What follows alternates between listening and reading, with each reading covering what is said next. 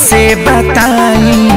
देहिया में होता बटवाराजी बहरी जाई कि भीतरी लुकाई केनियो न होता गुजाराजी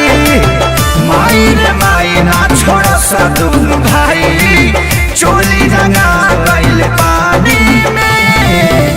हमर सैया जी डालस पलानी में छोटका देवरा हो छोटका देवरा डालानी में हमर सैया जी डालस पलानी में छोटका देवरा डालानी में साहिजा गए साथी साहिजा होली भटवरे पराहिजा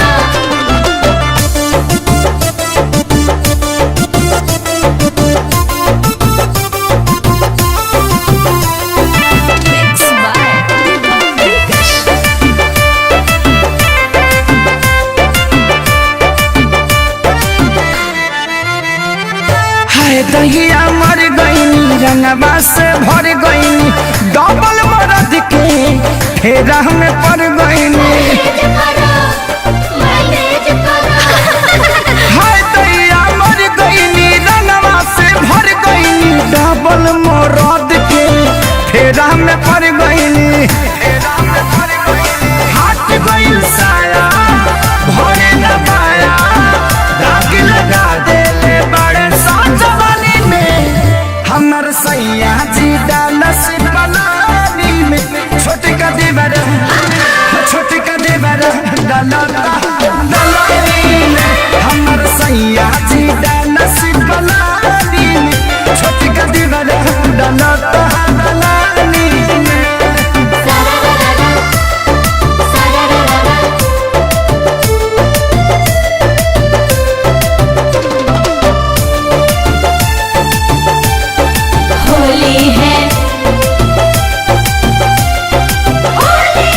एगो डाले आगे हाँ एगो डाले पाछे कौनो जगह ही हमर खाली न बाचे एगो डाले आगे एगो डाले पाछे